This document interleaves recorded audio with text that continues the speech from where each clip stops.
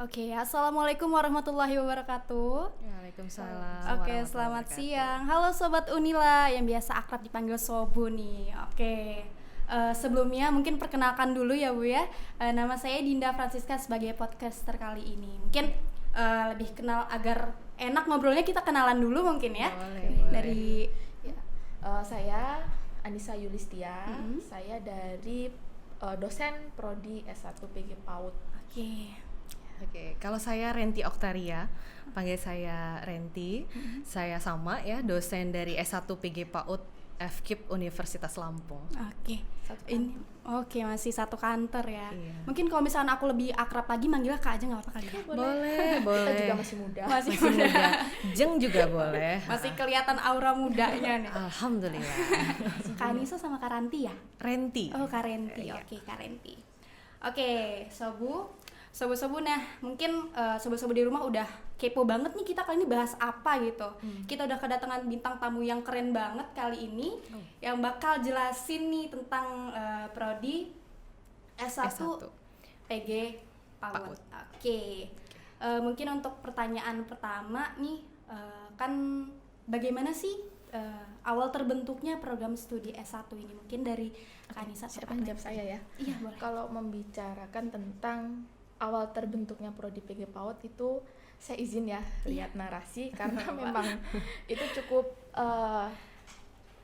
cukup panjang sejarahnya. Oke. Dan harus Jadi, benar. Harus benar. Ceritanya Kalau nggak benar ya. nanti waduh. Iya, nggak apa-apa. Jadi gini, sejarah berdirinya PS S1 PG PAUD itu diawali dengan dibukanya Prodi D2 PGTK, Pendidikan Guru Taman Kanak-Kanak, yang ada di bawah jurusan Ilmu Pendidikan FKIP Unila sejak tahun akademik 2004-2005. Nah, itu berdasarkan SK Menteri nomor 176/O/2001 tanggal 30 Desember 2004. Nah, itu izin penyelenggaraan Prodi D2 PGTK. Nah, kemudian ada nih Undang-Undang Guru dan Dosen nomor 14 tahun 2005, itu yang mengharuskan guru harus berkualifikasi S1. Oh iya. Jadi udah nggak ada nih guru yang lulusan D2, penerimaan guru sekarang harus S1. Nah, ini berdampak terhadap penyelenggaraan Prodi D2 PGTK. Karena semua LPTK yang menyelenggarakan pendidikan calon guru itu harus mengacu pada kebijakan tersebut. Oleh sebab itu, tahun 2009 PGTK mengajukan pembukaan Prodi S1 PG PAUD. Jadi 2009 kami menyusun ya segala macam yang harus diperlukan untuk mendirikan S1 PG PAUD. Nah, jadi tahun 2011 selang 2 tahun Unila telah ditunjuk secara resmi untuk menyelenggarakan Prodi S1 PG PAUD melalui surat penunjukan nomor 5.67/E/T/2011 tanggal 25 April 2011 yang dikeluarkan oleh Dirjen Pendidikan Tinggi Kementerian Pendidikan dan Kebudayaan. Nah, dengan izin operasional tersebut PG PAUD S1 PG PAUD itu resmi dibuka di tahun 2011. Jadi prosesnya panjang banget ya Kak ya. Iya. Dari D2 ke S1-nya tuh cukup makan waktu yang bertahun-tahun ya. Iya. Ya, untungnya udah bisa berhasil ke S1. Alhamdulillah. Oke, keren banget nih. Oke nih.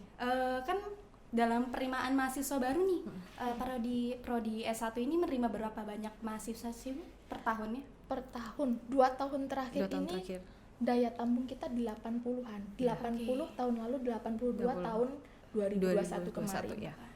Itu sudah menampung SMPTN Iya, seluruh bergabung SNMPTN, dengan SBMPTN dan Mandiri juga. Mandiri, PMPAP dan penerimaan jalur khusus prestasi dan prestasi akademik, non akademik dan keagamaan. Iya.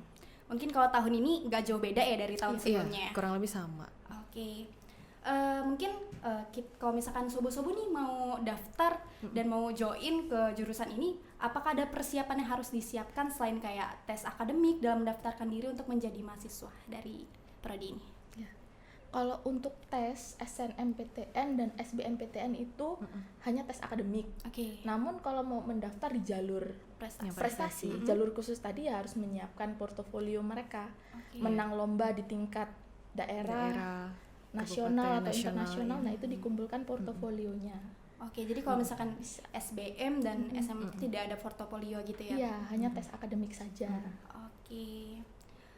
Selanjutnya nih dalam prodi ini apa saja sih yang dipelajari? Mungkin sobu-sobu taunya, Iya. wah ini cuman ngajar ini nih PAUD nih mungkin. Mungkin bisa dijelasin Kak? Ya, kalau untuk mata kuliah sendiri ya sebetulnya kurikulumnya sama seperti S1 PG PAUD pada umumnya ya. Iya. Tapi kalau ditanya spesifiknya kita ngajarin apa sih? Pendidikan guru, pendidikan anak usia dini. Berarti memang semua yang terkait dengan anak usia dini ya. Pedagoginya, bagaimana kita nanti dipersiapkan jadi calon guru.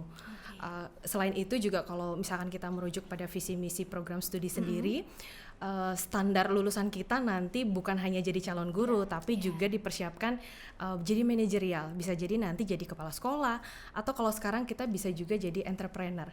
Mungkin tidak minat jadi guru nih, saya nggak mau jadi guru, saya juga belum siap jadi kepala sekolah gitu ya. Ya bisa juga mendirikan sekolahnya jadi entrepreneur, atau entrepreneur yang lain, misal buka untuk bikin media, jual beli medianya, APE, apapun yang terkait dengan anak usia dininya itu juga bisa.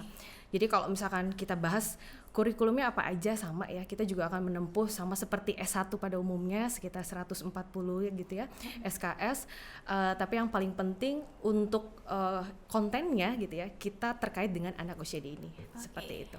Jadi mempelajari, mempersiapi apapun ya tentang anak usia dini. Oke. Di prodi ini terdapat penjurusan yang lebih mendalam lagi nggak sih Bu, kayak penjurusan peminatan mungkin ada Kak Renti atau Kak Anissa? Iya, saya dulu kali ya Kak Anissa ya. Jadi kalau misalkan anak usia dini itu terkadang kan teman-teman sekarang lebih kenalnya dengan program studi S1 PGSD ya. PGSD ini lagi naik daun banget gitu ya.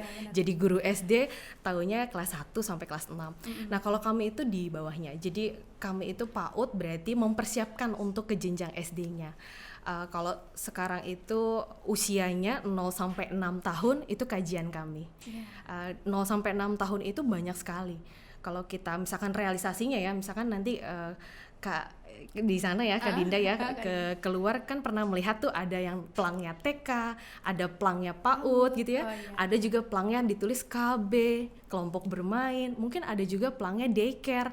Nah, pasti bertanya-tanya ini tuh sama nggak sih? Ya, jadi itu adalah satuan PAUD. Itu jenjang PAUD, itu kajian kami. Nama-nama itu disebut program-program di dalam PAUD untuk di masyarakat ya mendirikan lembaganya seperti itu. Jadi apapun itu kalau anaknya masih di usia 0 sampai 6 tahun itu kajian kami. Kalau ditanya spesifikasinya ada nggak sih peminatan khusus? Karena tadi ya kami mempersiapkan calon guru PAUD, kemudian kepala sekolah PAUD gitu ya, atau entrepreneur atau peneliti muda di bidang PAUD gitu ya. 4 hal itu yang kami kejar untuk kurikulum yang terbaru. Peminatannya kami lebih berfokus ke sana. Jadi gimana sih mempersiapkan jiwa-jiwa entrepreneur? Ya kami juga memotivasi mahasiswa kami untuk bisa ikut nih kampus mengajar seperti itu gitu ya. Kemarin juga ada sekitar 18 mahasiswa kami itu ada yang ikut kampus mengajar, ada yang ikut magang internasional malah gitu ya di Jakarta, bersertifikat ke Jakarta Pusat, itu kami motivasi seperti itu. Jadi kalau spesifikasinya ya itu tadi 4 hal itu ya kita persiapkan. Kak Nisa mau menambahkan silakan. Cukup sih ya, kalau spesifikasi khusus nggak ada, tapi kita mempersiapkan semua itu ada di dalam satu kurikulum utuh di sini. Jadi mungkin sobu-sobu yang di rumah nih agak bingung nih, waduh ada TK, ada PAUD, ini maksudnya gimana? Ternyata itu, masih satu kesatuan ya Kak ya? Itu programnya, bagian dari PAUD. Karena kalau kita ngomongin seperti itu kan bicaranya tentang izin operasional lembaganya, jadi nggak usah bingung, itu semua masih PAUD gitu ya. Jadi masih satu kesatuan ya, cuma beda namanya aja programnya. Sama seperti gini kayak kita kalau misalkan SMA gitu ya, SMA itu kan ada SMA negeri, swasta, sederajat, SMK gitu ya. SMK itu nanti ada bidang apa lagi, nah kurang lebih sama seperti itu. Oke. Bisa dipahami. Selanjutnya nih, dalam program studi ini apakah ada seperti himpunan mahasiswa juga di prodi ini? Iya, ada pasti ini sama. Kebetulan datang ketuanya. Ini pembina bukan ketua. Kalau ketua kan mahasiswanya ya. Saya kan dosennya nih ya. Saya kebetulan dosen pembinanya, tapi kalau di kami namanya Forkom. Forkom itu Forum Komunikasi Mahasiswa PG PAUD gitu ya. Kalau yang lain kan mungkin ada Himadipus, kalau di sini Himpunan Mahasiswa Perpustakaan gitu ya. Yang saya tahu kan suami saya juga ketua dosen pembina Himadipus nih, Pak Dr. Purwanto, itu suami gitu ya.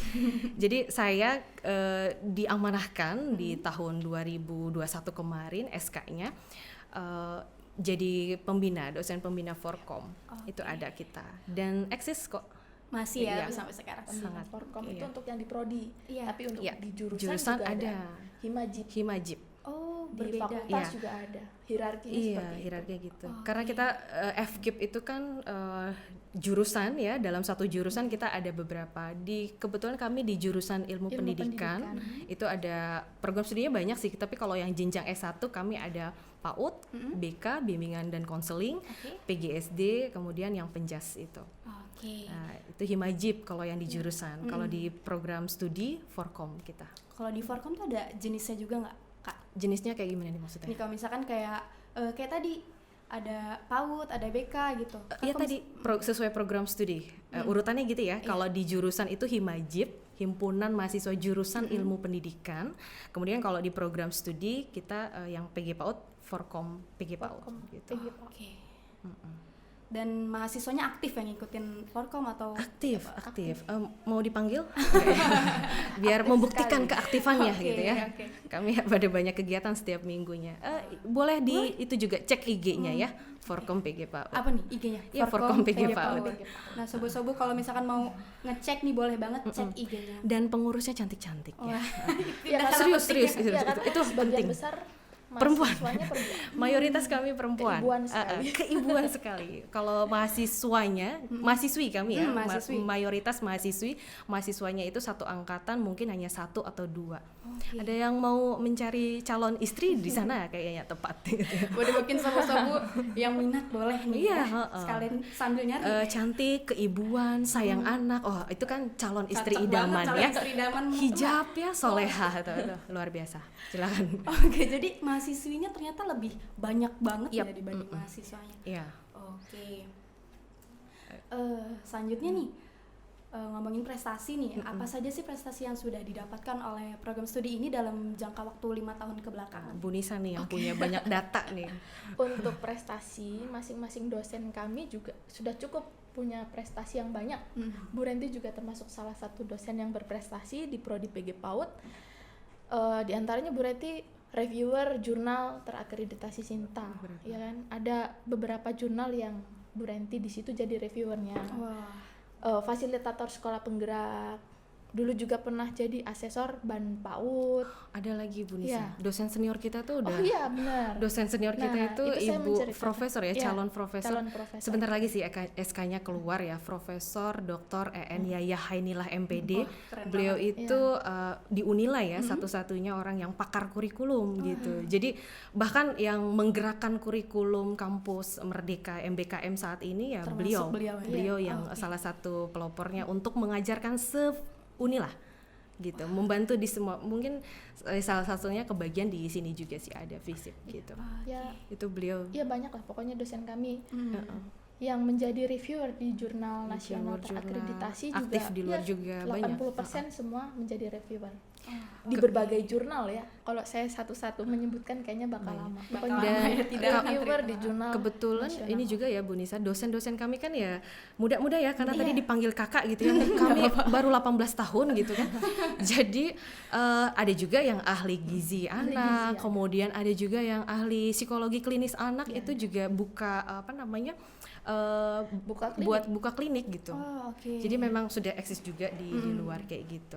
Seperti itu. Jadi deretan prestasinya ya kalau untuk dosen-dosennya muda prestasi gitu ya. Nah kalau yang seniornya juga luar biasa, kami dapat ilmu-ilmu dari dosen-dosen seniornya luar biasa.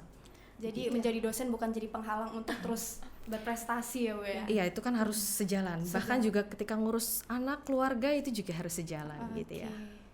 Kita jadi curhat juga itu di situ. Selain itu juga banyak sih yang ikut menjadi narasumber di kegiatan nasional, itu juga banyak yang ikut. Keren banget ya sobu-sobu. Oke, selanjutnya menurut Ibu nih, apa sih yang menjadi program unggulan baik dari akademik maupun non akademik di jurusan ini?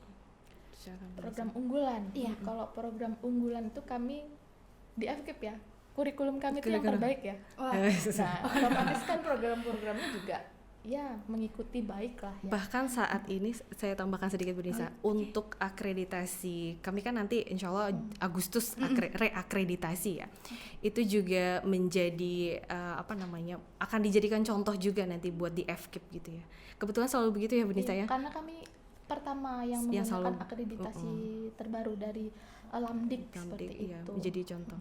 Kemarin juga ketika nyusun kurikulum MBKM itu juga ya tadi ya Ibu Profesor Dr. Yaya Hainila juga yang nge-push kami gitu ya, dan kita semangat di zamannya COVID itu. Kami sedang hamil besar semua tuh ibu dosen-dosennya gitu ya, kita mengerjakan kurikulum dan jadi percontohan juga seperti itu. Oke, jadi PG4 tuh cukup sangat berpengaruh ya di FKIP ya. Nggak berani bilang begitu sih. Nggak berani bilang gitu sih. Agak bahaya. Enggak juga. Tapi kita low profile sih orangnya gitu ya. Low profile aja dia gitu. Tapi ya do the best lah kami. Oke, selanjutnya nih single prospek kerja nih dari program studi ini kira-kira apa aja sih selain guru? Ya, mau dijelaskan lagi. Sebenarnya tadi sudah dijelaskan sih. Selain jadi pendidik anak usia dini, kami juga memberikan kesempatan kepada mahasiswa untuk belajar menjadi peneliti di bidang anak usia dini. Selain itu juga menjadi pengelola PAUD ya, tadi manajemennya. Kemudian jadi edupreneur. Edupreneur itu entrepreneur di bidang edukasi. Anak usia dini.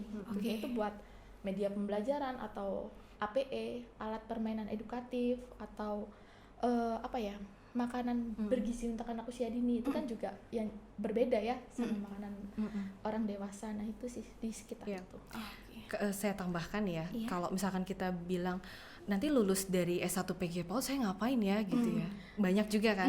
Kalau saya gini, ketika memang di tracknya kami kan mempersiapkan berdasarkan tadi ya kurikulumnya itu calon guru, bisa jadi mereka lulus ikut aja nih lowongan kerja jadi guru, tapi di antara mereka juga ada yang dia nggak mau jadi guru ternyata, dia maunya jadi pengusaha gitu ya. Tadi saya bilang saya juga kenal beberapa mahasiswa kami, dia bukan guru, dia bukan kepala sekolah, tapi dia jadi pendongeng dan dia kemana-mana keliling.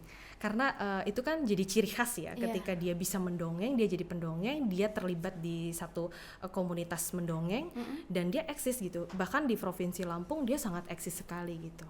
Kalau untuk yang guru-guru PAUD pasti sering ketemu juga sama Ainun Marhamah itu, lulusan alumni kami juga, sangat eksis di kampung mendongeng gitu. Jadi prospek kerjanya nggak hanya guru saja. Iya, nggak hanya aja. Bahkan kalau misalkan saya bilang begini, mentok-mentoknya nih mahasiswa kita lulus dia nggak mau jadi semuanya gitu ya. Dia bisa ilmu yang PAUD itu kan bisa juga dipakai untuk dirinya, ngurus anaknya gitu ya. Terkadang ada juga yang alumni kami dia skip dulu nih 1 tahun 2 tahun karena begitu dapat ijazah dia ijabsah gitu. Dia ijabsah terus dia langsung hamil, kan perempuan nih gitu ya, hamil, melahirkan, dia urus anaknya. Jadi ilmu PAUD-nya kepake buat ngurus anaknya. Beberapa tahun kemudian dia bisa jadi guru, dia tergantung dia ya maunya gimana gitu. Ada juga yang jadi bisnis online juga ada gitu ya. Tapi tadi dikaitkan dengan PAUD-nya, permainan, jual beli APE seperti itu. Ada juga saya punya kawan dia jadi pengusaha seragam PAUD kayak gitu. Ya sebetulnya banyak luas efeknya, ya, banyak luas ya. sekali. Nggak seputar hanya itu saja. Tapi kalau berdasarkan track dan tujuan dari kurikulum kami, pasti kami mempersiapkan calon guru itu udah pasti ya. Bahkan kemarin saya cukup berbangga juga mahasiswa bimbingan saya gitu ya, alumni kami. Begitu dia selesai S1 dia lanjut S2. Awal Januari dia mengabari saya, Bu Renti saya sudah mendapatkan gelar MPD. Itu sama berarti kedudukannya dengan kami kan. Kami masih MPD nih, sama-sama magister. Saya bilang kita jadi partner nanti untuk meneliti. Dan dia pulang ke kotanya ya di Lampung. Dia sudah disiapkan sekolah oleh pamannya, dia jadi kepala sekolah. Nah, artinya itu ya ada proses seperti itu. Ada juga yang kemarin ikut tes CPNS dan seterusnya. Memang peluangnya masih sedikit ya kalau untuk PAUD itu kuotanya misalkan hanya 1 dan jarang. Tapi kalau untuk mendirikan sekolah juga banyak yang sudah mendirikan sekolah, jadi kepala sekolah gitu. Seperti itu.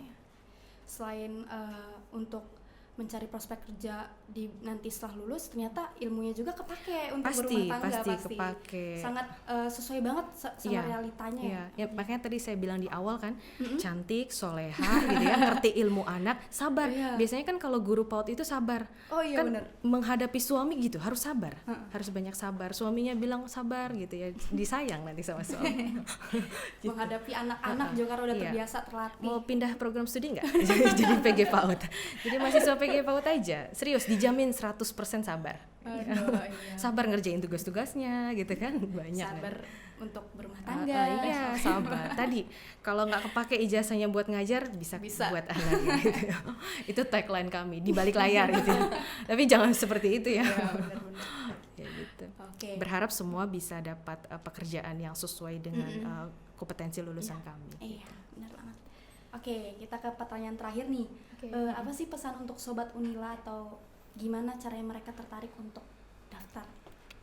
Oke, saya dulu ya. Boleh. Oke, jadi untuk sobat Unila yang mau daftar di PG PAUD, jangan ragu. Prodi kami mempunyai dosen yang berkompeten di bidangnya. Fasilitas kami juga cukup terawat dan sangat baik karena kami baru pindah ke gedung baru ya. Gedung baru ya di FKIP. Otomatis semua fasilitas baru.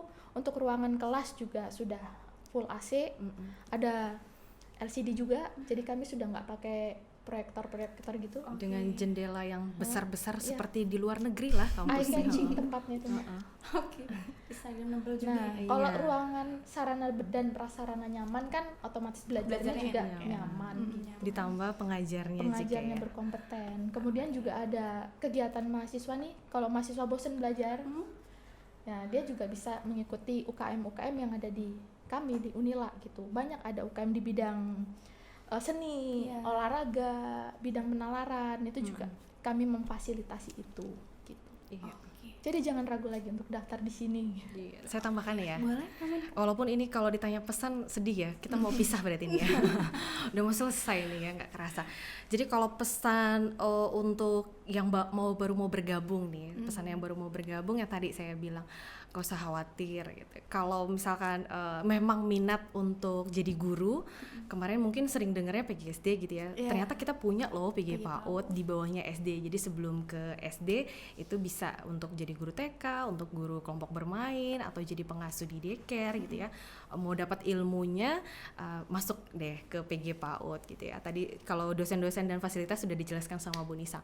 Kemudian kalau misalkan masih bingung nih, masih ragu, boleh tanya deh sama alumninya tadi ya. Kalau misalkan mentok-mentok nikah gitu ya, terus bisa kepake kok ilmunya gitu. Makanya kalau saya di kelas, kebetulan kalau saya ngajar mata kuliah manajemen PAUD, saya bilang nggak usah khawatir. Kamu lulus dari sini, mungkin nggak jadi guru, nggak jadi kepala sekolah, nggak jadi entrepreneur, kamu bisa jadi istri yang baik gitu ya. Syaratnya lulus dari sini cari calon suami yang baik gitu ya. Seperti itu. Jadi masuk ke PG PAUD pasti dapat banyak ya, dunia akhirat kalau saya bilangnya begitu. Dunia dapat, akhiratnya juga dapat gitu ya. Jadi mana ada program studi yang kayak gitu selain PG PAUD? Nggak ada ya kayaknya. Promosi banget gitu ya. Seperti itu. Lab kami juga bagus. Oh iya, kita juga baru semua. Kita punya lab pembelajaran, itu isinya ya alat permainan edukatif, bangku-bangku, kursi yang disesuaikan khusus untuk anak usia dini dan lain sebagainya, itu bisa banget dipakai dalam proses pembelajaran. Sama satu lagi, kalau karena kita dosen yang muda-muda ya, jadi kebayangkan cara ngajarnya gimana, ngerti banget ngerti banget sama sobu-sobu yang ada di luar sana gitu ya, yang umur-umur belia gitu. Kita ngerasain kok keresahan kalian yang seneng TikTok dan rebahan gitu ya. Kita ngerti banget gitu gimana ngebentuk karakter jadi calon ibu yang baik, calon guru yang baik gitu. Nah, jadi buat sobu-sobu tadi udah disampaikan juga, pesannya menarik banget. Kenapa kalian harus banget boleh banget gabung ke jurusan ini, karena bukan hanya tentang gedungnya yang bagus, yang baru, akan tetapi ilmunya juga yang benar-benar bermanfaat ya, kayak baik untuk nanti di dunia maupun di akhirat. Balik lagi. Dosennya mumpuni di bidang. Tenang aja kok gitu ilmunya. Dan kalau boleh nambahin satu lagi ya. Iya boleh, nggak apa-apa. Selama ini sih biasanya nih kalau misalkan saya ngajar di semester awal mahasiswa-mahasiswa baru kan saya selalu tanya, ini pilihan pertamamu atau pilihan kedua? Ternyata bukan pilihan satu, bukan pilihan kedua, pilihan ketiga malah. Karena sama, Dinda tahu nggak ada S1 PG PAUD di Unila? Sebelumnya belum tahu, baru tahu sekarang ya, baru tahu. karena kita mau diundang aja kan gitu ya. Nah itu barangkali karena teman-teman belum paham gitu ya bahwa ternyata sebelum masuk ke SD, tapi udah pernah TK nggak Dinda? Pernah. TK ya? Kalau saya enggak dulu. Tapi saya mau jadi guru TK, belum zamannya dulu. Kalau sekarang kan wajib TK ya. Nah seperti itu. Kan kebayang ada guru TK kan? Karena Dinda pernah TK kan. Nah jadi mudah-mudahan nih teman-teman Sobu jangan dijadikan kita pilihan kedua atau ketiga ya, tapi mantapkan jiwa kalian, jadilah guru. Karena nggak ada Dinda yang ceriwis bisa komunikatif seperti hari ini kalau tidak ada guru TK-nya. Bener banget. Bener gak sih?